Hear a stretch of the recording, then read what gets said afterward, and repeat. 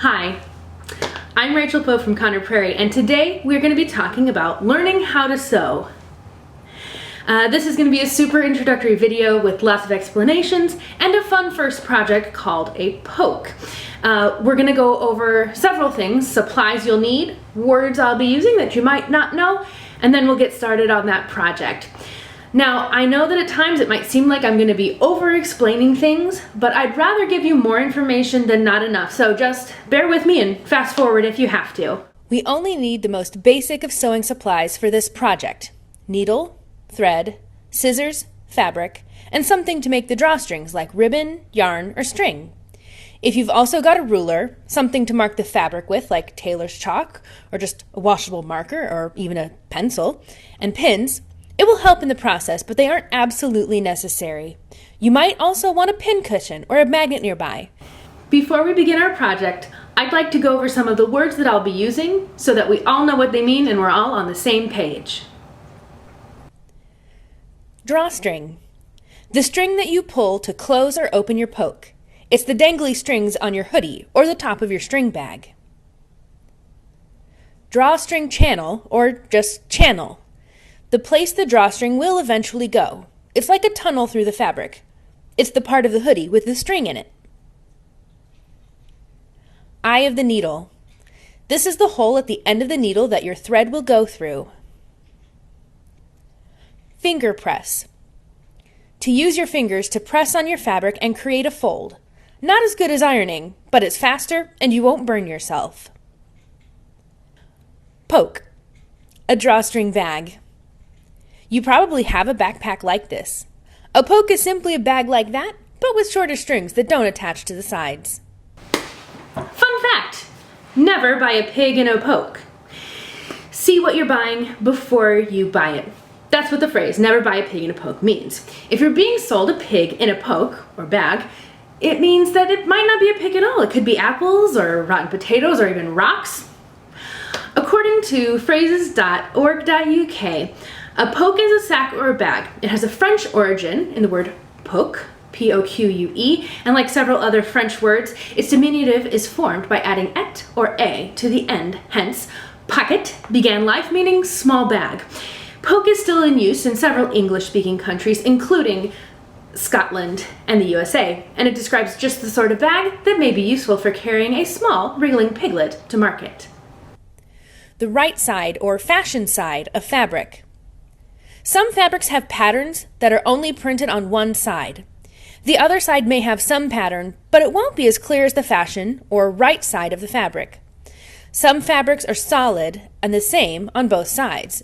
In that case, it doesn't matter which side you choose to be the right side, or face side, but you'll need to pay attention when you're sewing it together so that you don't accidentally sew it wonky. Running stitch, whip stitch, backstitch. These are types of stitches that we will learn in this video. There are a lot of other types of stitches, especially fancy ones if you're doing embroidery, but we will focus on these three basic stitches. Seam. Where the sewing connects two or more pieces of fabric together. Seam allowance. The amount of space between your stitches and the edge of the fabric.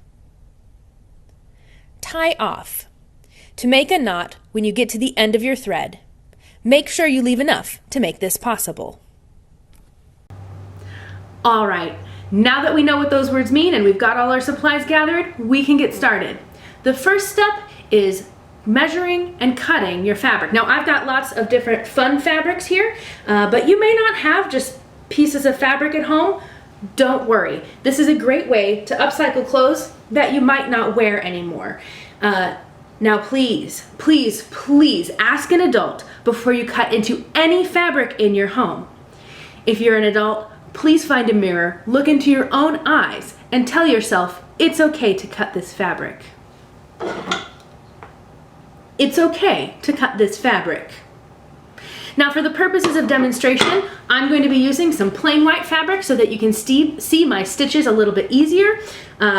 If I weren't using white, I might be using the green, or I don't know. It's really hard for me to choose fabrics. I love them all. Before you cut, here are some things to consider.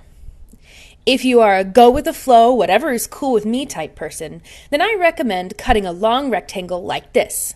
The finished project will be a bit smaller than the fabric when it's folded in half, so you can see about how big it will be when you're done. If you want to use two different fabrics, you can totally do that.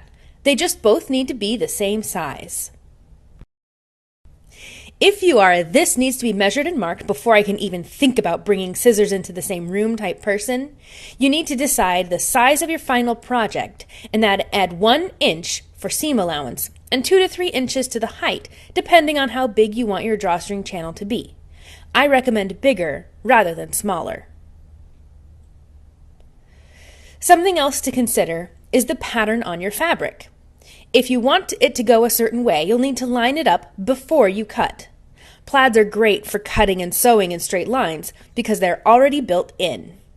If you don't have or don't want to use a plaid, don't worry. I'll show you how to make guidelines. So, once you've made your decisions, you can start marking and cutting your fabric. If you've got fancy tailor's chalk like this, or even just regular chalk, those marks will be easy to wash out of your fabric later. But you can also use just a regular pencil or a washable marker. Part of the beauty of this is that the marks that you're going to make are going to end up on the inside of the poke. I recommend that you mark on the back of the fabric, not the fashion side. Use a ruler if you've got one.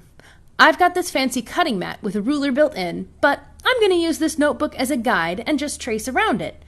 As you can see, I've got my fabric folded in half down here so that my finished project will end up being about the size of this notebook, just a little bit smaller. If you're using two different fabrics, you can measure and cut them at the same time. Excellent! Now you've got your fabric ready to go, the next step is to thread your needle. You're going to want to take a full wingspan of thread.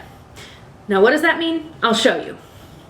What it means is you take your end of your thread and you pinch it between two fingers and you lightly hold the spool between your other two fingers like this. And then you're going to slowly pull your arms all the way apart so you have a full wingspan.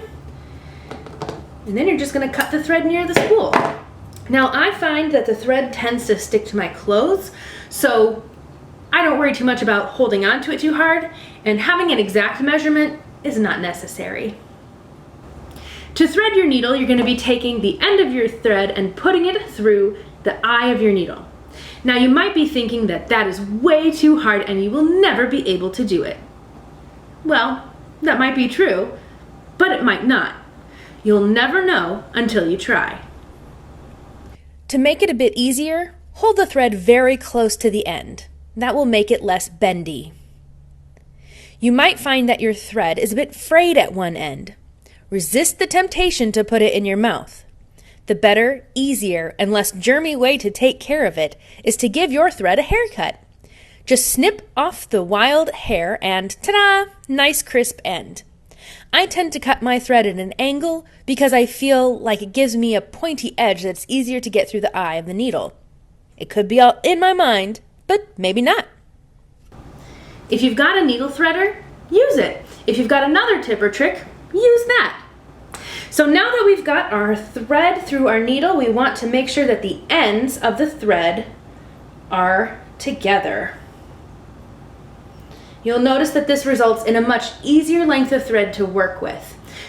The next thing we need to do is tie a knot. There are several ways that you can do this. There's the traditional overhand or half knot that you can try to do in the same place several times, but I find that hard to do when there are much easier alternatives out there. My preferred method is called a quilter's knot, and it works like this. You take the end of your thread and your needle and make an X on your finger with the thread under the needle and the end pointing away from you. You then wrap the thread around the needle several times. Next, you lightly pinch the needle and thread with your other hand and pull the needle through. Keep the wrapped end of the thread in your fingers. It might take a couple of tries to get it right, but once you master it, it's a great skill to have. Another way to get a good knot is to wrap the thread around the end of your finger several times, then roll it off with your thumb like this. You can grip the end of the other side of the knot and pull, and voila, there you are. Your knots don't have to be perfect. They will be on the inside of your project. They just have to be big enough to keep your thread from pulling all the way through when you sew. You can trim the end or leave it wild, whatever your preference.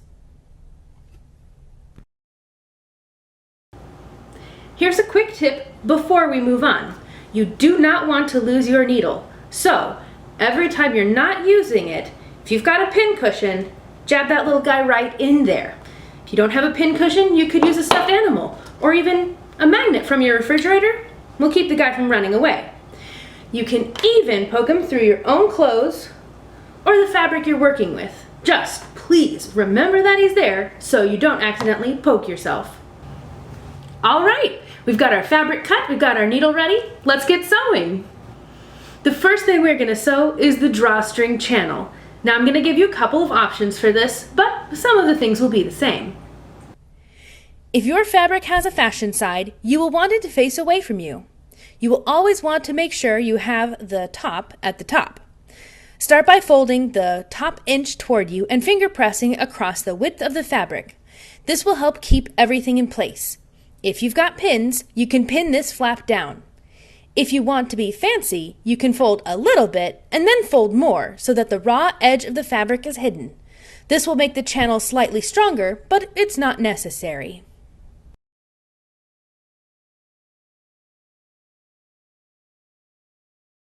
Now once you've got it folded, finger pressed, and maybe even pinned, we're gonna start sewing along the bottom of the channel here.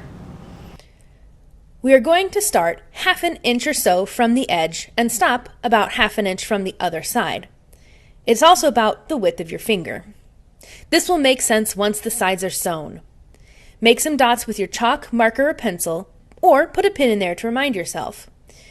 You also want to make sure your channel is as big as possible while having a secure seam.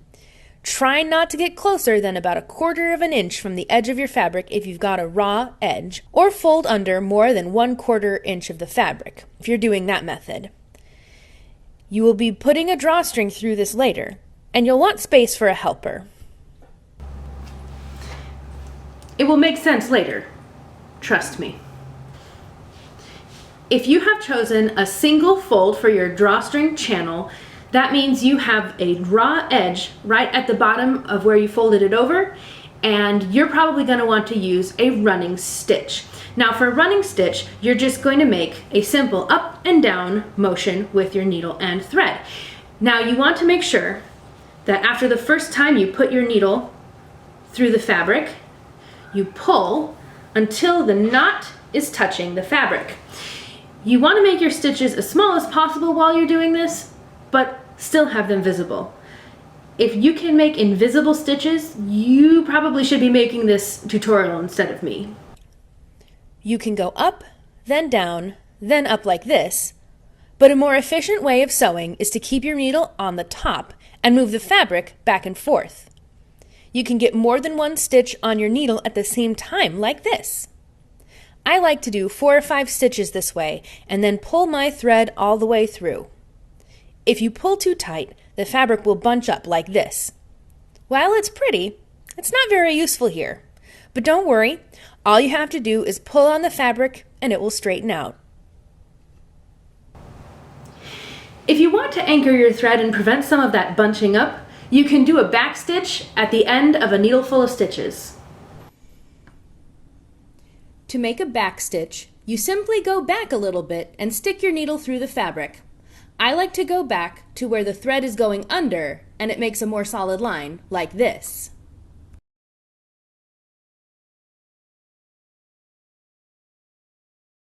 If you have lots of time, are patient, or want this super secure, you can backstitch all the way across.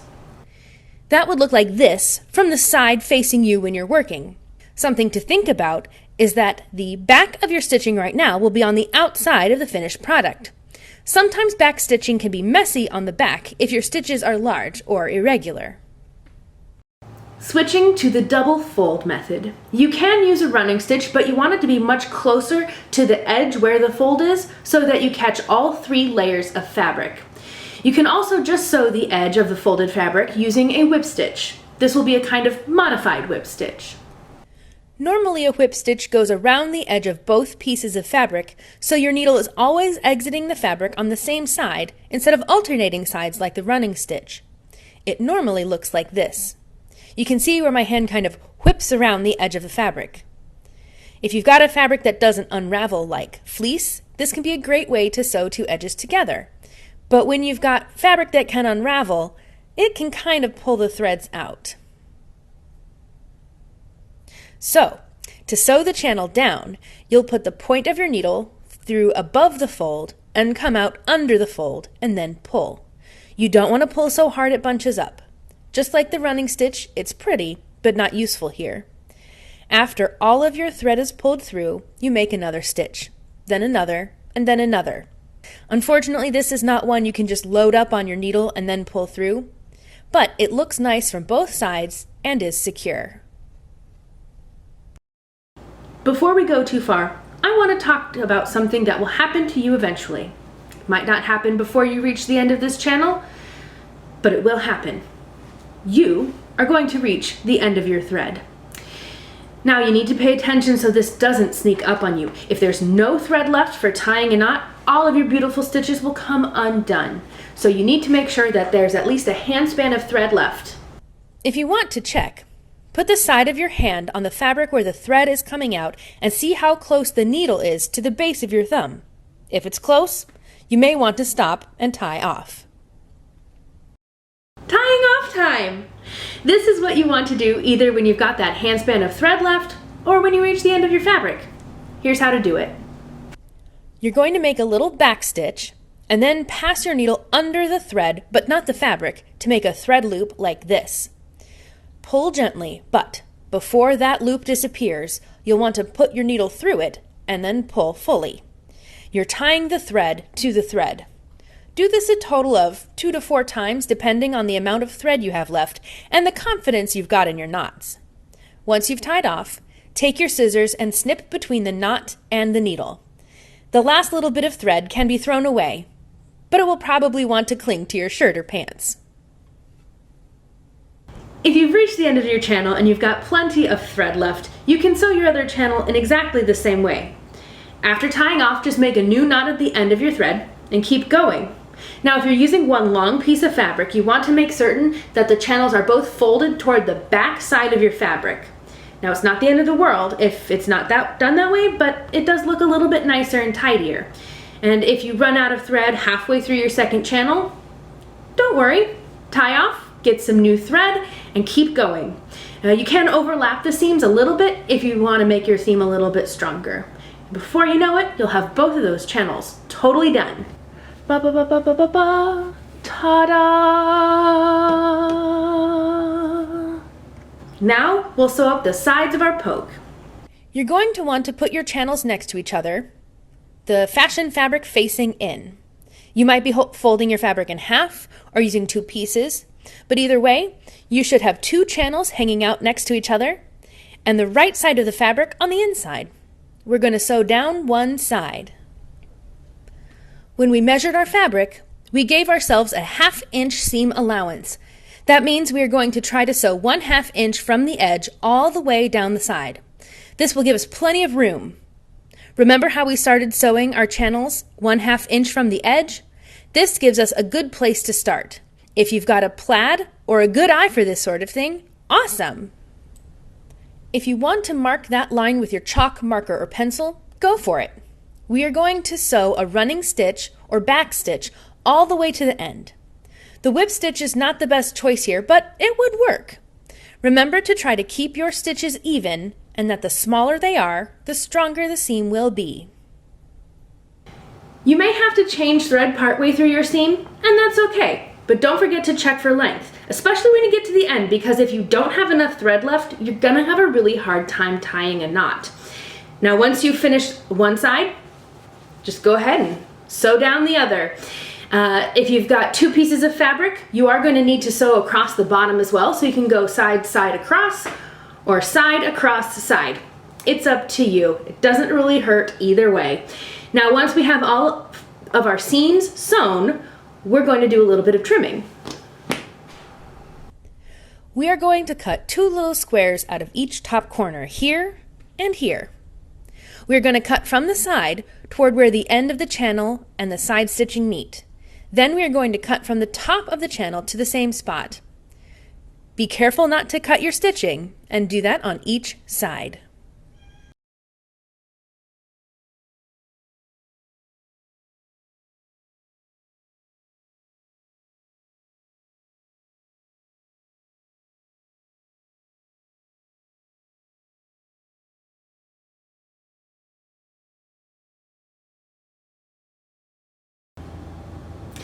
The next step is to turn your poke right side out.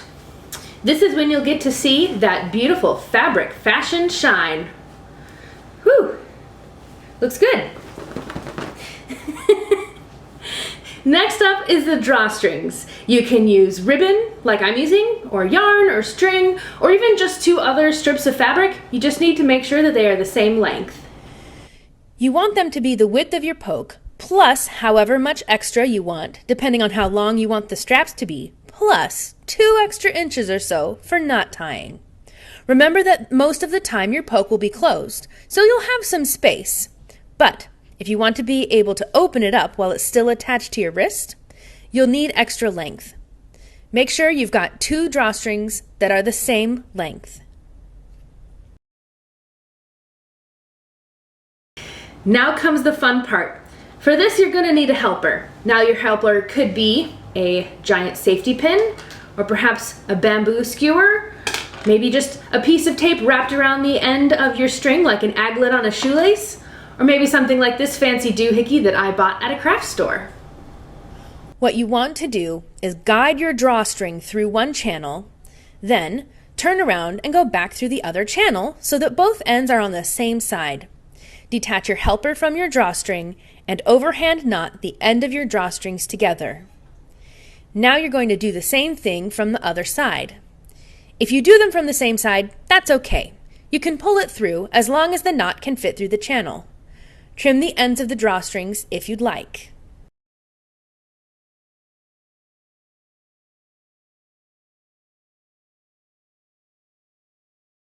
Now check it out. You just sewed a poke. Good for you. Now you can put anything you want in your poke, like maybe some change. Ooh, or what about some candy? Yeah. Get it in there. Or how about dice? Or maybe even just like a piece of paper, whatever fits. Now, to close your poke, you just hold each side of your drawstring and pull gently. Closed and secure. To open your poke, you just hold both sides of the top just under the drawstring and pull gently open. Ta-da! Congratulations on sewing your first poke. I hope you have fun with your new sewing skills.